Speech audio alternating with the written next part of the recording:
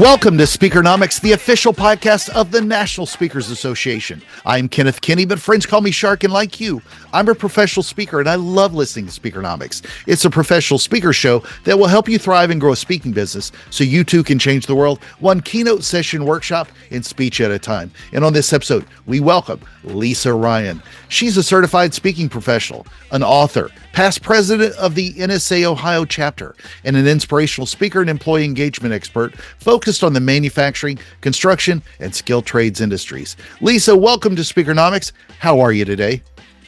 I'm fantastic. Thanks so much for asking. Absolutely. Now, to all my speaking friends, should you do cold outreach? You know, the dream for many is for us with our lead generation to always come from inbound requests.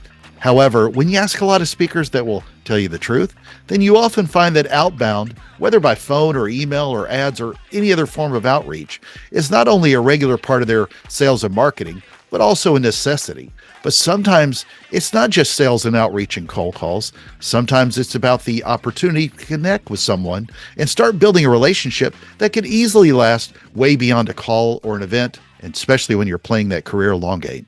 And before we jump in, let's make sure to go to Speakernomics.com.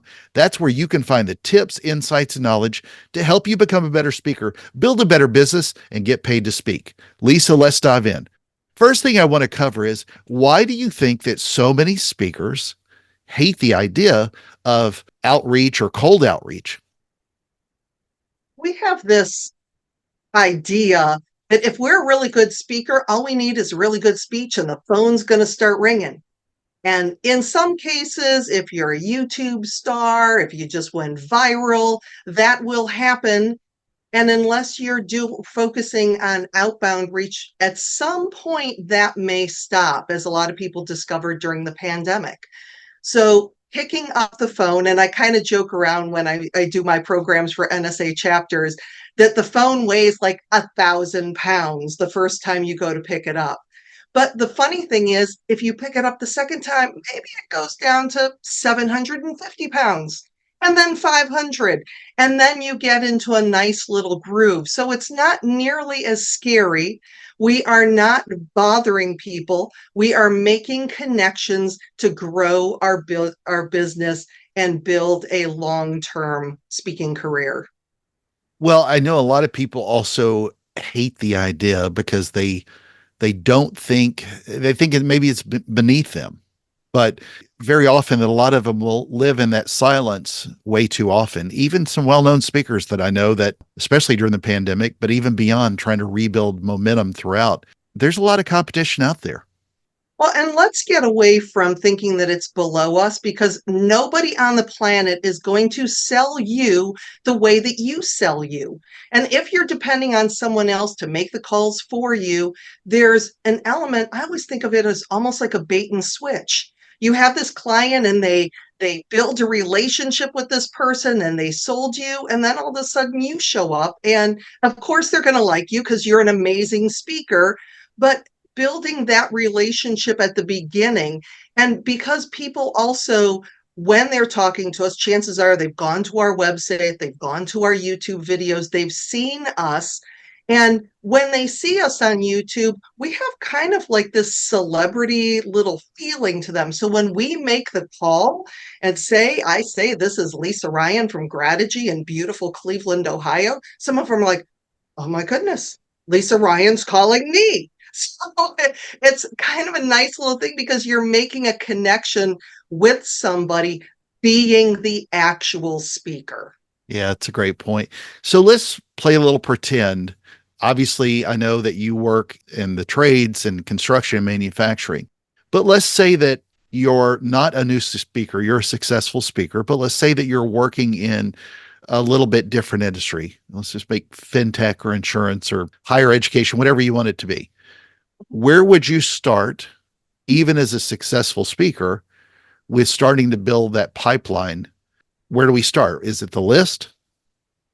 Yeah, the list is important. Like for me, I started with NAM, which is the National Association of Manufacturers, because NAM is the mothership.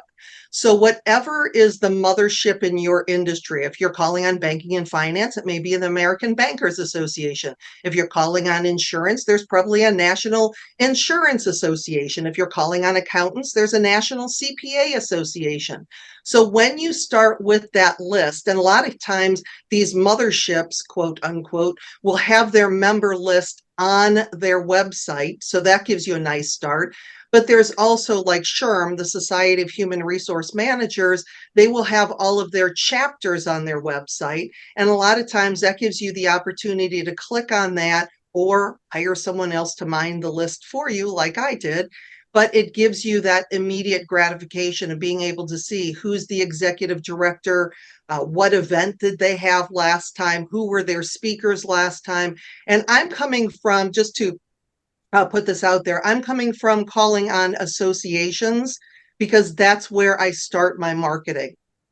How much of that, though, to that point, how much of that translated into direct corporate events outside of just the outreach within those association type events? Oh, sure. Well, when you think about associations, basically you have an audience full of people who work at corporations who can then hire you. So associations for me have been a great source for spinoff. So, what should speakers do when picking up the phone and starting that outreach by phone? Well, first of all, have something that doesn't sound like everybody else.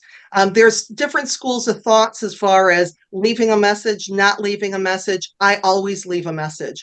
And my message literally is, hey, it's Lisa Ryan from Grategy here in beautiful Cleveland, Ohio. So why do I say beautiful Cleveland, Ohio? Well, because I want some kind of reaction. I want an eye roll. I want a groan. I want something, because beautiful and Cleveland, Ohio are not three words that you generally find in the same sentence. So it compels them to listen, like, what is this woman going to tell me today? And I may have an extra second or two before they hang up or, delete the voicemail.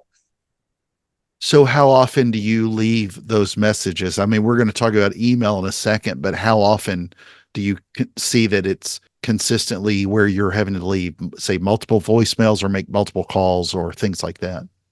Oh, 99.27% of the time, you are you are leaving a voicemail. And when you do get a real person to pick up the phone, it's really important to celebrate it. Like, oh my God, can't believe I actually got a real person on the phone. This is so much better than leaving yet another voicemail. Thank you so much. And then again, it warms them up. You're coming across as a human being, because the person on the other side of the phone also hates leaving messages continuously all day long. We would all just like to talk to a real live person when we're taking the time to make those calls. How many calls do you typically make a day or a week in your planning? I go for what I share in my programs, and I also go for is 5 dials a day. Now, that is not talking to 5 people, because that could actually take you 2 weeks to talk to 5 people. But if you start out with 5 dials, and the reason is because, again, the first time it's difficult. That phone is going to weigh 1,000 pounds, but you say, okay, you leave a message the first time, you call the second time, phone weighs a little bit less. By the 5th dial, you're in this nice little roll. So after the 5th call, you can tell yourself, you know what? I made 5 calls. I'm done. I did my work and I can go do other things. Or you might say instead, you know what? I'm on a nice little roll here. I actually had a conversation with somebody and I'm going to continue. And as we'll talk about in this conversation, picking up the phone is not the only way. There's actually 20 different ways that I stay in touch with people, but the phone is a big one because it is that voice to voice, person to person connection. So, how do you do that then with email? What do you do typically in your outreach via email to people that either you can't reach on the phone or just want to reach them differently because you don't have a phone number? I will reach out with an email when I am prospecting new associations. And the first one is really an inquiry of, would you point me in the right direction? You know, dear Sally, I saw that you have a leadership summit coming up in Atlanta next September. Um, I'd like to, could you point me in the direction of who selects the speakers for that? I have a program that I believe may be a nice fit for your members, and I'd like to get in touch with the right person. Something along those lines where you're going in and you're asking a question of, can you help me out here? Because if you send an email that says, my name is Lisa Ryan, and I have been with Grategy since 2010 as a full-time speaker, focusing my and blah, blah, blah, blah, blah. Nobody cares. But if you go in an email and it shows that you actually went to the website, I'm emailing you about your leadership summit, because that's what they called it. If they call it a conference, call it a conference. If they call it a convention, call it a convention. And you can say, in Miami next September. So you're being really specific instead of just sending an email calling, I'm writing to see if you ever hire speakers. Delete. Exactly. Well, then how often, or let's say, how many emails do you typically send out in a day or a week? I know that you don't necessarily think of it necessarily the same way as 5 commits to a phone outreach, but how many emails do you typically send out? Well, we're going to talk about the CRM in a bit, but I am fully dependent on my CRM. And I will tell you, last week I got in front of my computer, went to SpeakerFlow, and it said I had 168 follow-ups. Now, some of those were from marketing campaigns that I had just put out. They were follow-ups, but I sat down and I am proud to say I got 168 follow-ups done in one day. So usually, and like I said, we're going to talk about the fact that this is not all phone calls. This is a lot of different ways to stay in touch and to provide service to the people that you're trying to connect with. But it's really dependent on my CRM. And I also believe that that's a very best habit that you can get into, is the number one thing that you do. And it doesn't matter what CRM you use, because they're all the same. And if you're saying CRM, what's that? Customer Relationship Management System. This is like an Excel spreadsheet, but on steroids, because you put a date in there for a follow-up, and on that date, it shows you to follow up. So you open up your CRM first thing in the morning, and then bam, bam, bam, bam, bam, you go down the list and you can clear that off. The other thing about a CRM, though, is you never put anything into the CRM or work with a contact without a follow-up date. So sometimes I'll look at my CRM and I'll see that that prospect is right in the middle of their conference. So I'm certainly not getting in touch with them then. So I will put a date for maybe another month or two down after they've had a chance to catch their breath from their conference. But it's a living, breathing source for me, because it keeps me on track with exactly what I need to do every day. How much of your outreach is to new prospects versus ones that are either follow-up or past clients and customers? I would actually say 75%, 60 to 75%. I mean, I am 75% is always new? new. I am always looking for new. It's like, because you always want to keep that pipeline full. Now with clients, they are in the CRM and they hear from me too every 3 to 6 months. I tell them when I'm working on them, just so you know, now that you've hired me, I will never go away.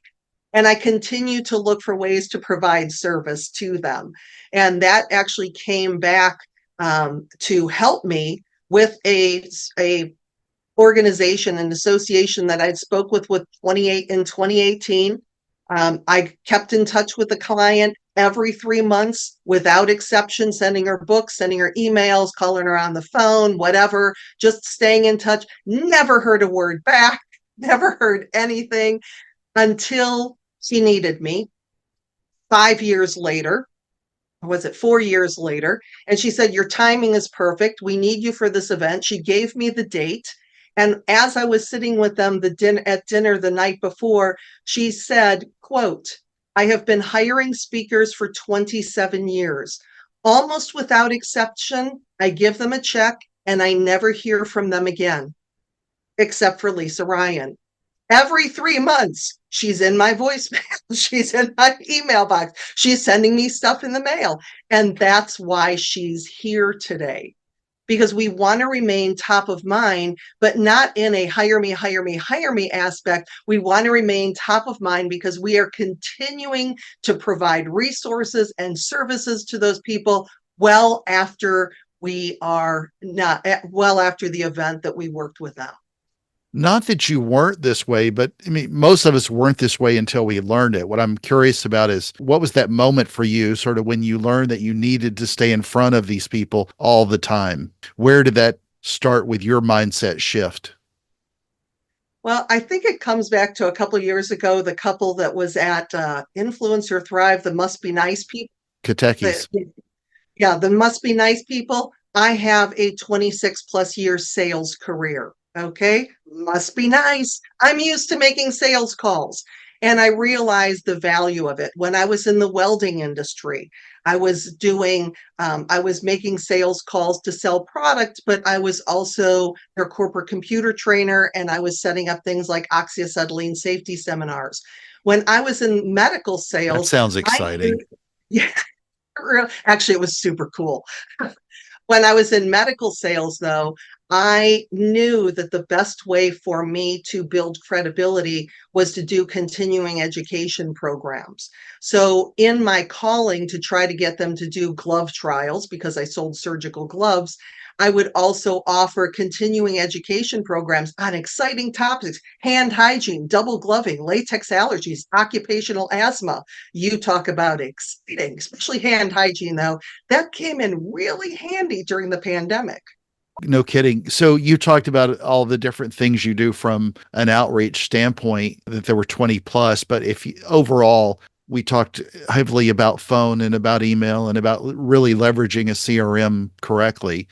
What would you say is probably tactically the best thing that you've done from an outreach standpoint over your speaking career to get in front of your prospects?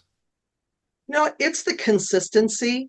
It's the consistency of no matter what, when I am on the road, on airplanes, I am making prospecting follow-ups and emails. I am in my hotel room following up. I never ever make excuses because I'm too busy. I'm on the road. My calendar is full, whatever it is, that because at some point our pipeline is full, so we don't prospect as much because we're busy. But then what happens is, oh no, all those events are over, and our pipeline is empty, and now it might take us a couple weeks or a couple months or longer to get more into that pipeline. So even if you can do 3 outreaches a day, it doesn't have to be my record of 168, which again, I'm pretty darn proud of, but that consistency. And a lot of times too, like I just had a new video come out. And so that right now is going to all of my prospects in a, hey, if you want to learn to close the gratitude gap, here's 3 minutes that will show you. And I share my new video. So they're personalized so that I'm calling them by name and making any references to conversations. But for the most part, I do a lot of copying and pasting. I do not do a lot of automation because, again, the automation, I will do some for really brand new outreach so I can find the low hanging fruit. But most of the time, it is one email at a time going to those people because I want to do everything I can to make it through the spam filters. I highly recommend Matt Bauer to be your videographer. And if you are a professional speaker, he knows exactly what you need. I highly recommend Matt Bauer for your next event. Incredible to work with, professional, reliable, and flexible at the same time. My name is Mary Kelly, and I hate video, and that's why I need Matt Bauer. He's going to make you look good, sound good, help you get booked, increase your speaker fees, and help you tell the story that you want to convey to the people who need to hear it. For more information, go to speakervideo.com. Before we jump back to the show with Lisa, here's a moment from the halls at NSA's conference Influence with NSA member and executive coach, speaker, and author Jeff Nally. Let's hear what being part of the National Speakers Association means to Jeff. All right, Jeff, what does NSA mean to you, and why you're here, and how's it helping you grow your business? Sure. So NSA means two things to me. One is it's an association that helped me save at least 2 years off of starting my professional speaking business just by coming to my very first influence 9 years ago. Second thing is it's a tribe of people who really care for me and look out. So it doesn't matter where I live or where I work. I lived in Kentucky, was a member of NSA Kentucky, moved to Florida, became a member of NSA Central Florida. I'm still a member of both because I really get benefits. Passports of both. They do. They let me come in with a Full visa. citizenship. I have to fill out forms, but they allow me to come to both. And it's an ongoing tribe of people. I went to dinner with one of my mentors last night, Barbara Glanz. And even though we've known each other 9 years and she helped me get my speaking business started when I left corporate and went out on my own, we renewed last night at dinner, like all the new things we've learned about the speaking business. We help each other figure out what should Jeff's speaking business look like now that it's in a new phase. It never stops. So this is my tribe, and I'm grateful to be here. So, question I want to ask you from a previous guest is, what are the qualities that you like most about your voice? And you cannot start with, I don't like my voice. I have a very strong voice that carries well. Sometimes I always thought that it was a little bit monotone, but I know that I have a powerful voice. And so, no, I'm good with it. All right. So what is a question that you would like to ask a future guest on this show? What are you doing for outreach and outbound marketing to make sure that your pipeline never dries up? I love it. All right, let's do a quick recap then based on Lisa's fantastic advice. A lot of time it's the mindset with cold outreach. You may learn that the phone is not as heavy as you thought it was. It starts out with 1,000 pounds at first in your mind, and then the next time it's 750 pounds, and then less and less and less until it's an easy habit. So make certain that you at least commit to the consistency and follow up wherever you are. Always be fishing and hunting. Always follow up. Commit to the daily outreach. Doesn't have to be 5 phone calls. Make it a number that's right for you, and that makes the phone much lighter. Number 2, don't sell. Provide value and service. It makes your outreach so much better. Ask questions. Provide and help them where they are. Number 3, do some homework and personalize. We talked a lot about CRMs. We all get spammed a lot by people that do a lot of this bad outreach where it's dear first name, last name, because I didn't even take the time to put that in there. But if you're going to get a CRM, use it. They're all pretty much the same. They do the things. You've got to commit to being able to use it. We often get turned off by a lot of the outreach that we see on LinkedIn as well, that is cold and is done properly. Do the homework and invest and personalize that outreach. Start thinking about building relationships with people, not just creating some bad phone calls and emails that get you nowhere and then get hit to delete. Lisa, looking forward to seeing you on a stage somewhere soon. Any last closing thoughts before we get out of here and start doing some outreach of our own? It's always best to err on the side of service. When you err on the side of service, it's never a mistake. Amen. Friends, make sure to join us at Speakernomics.com and let your voice be heard. I'm Kenneth Kinney, your host of the National Speakers Association's podcast, Speakernomics, and this has been another fantastic episode of the show. Thank you, Lisa, for lending your story to the show, and everyone listening, thank you for the privilege of your time. And remember, Speakernomics is the podcast where you'll learn to speak, get paid, repeat.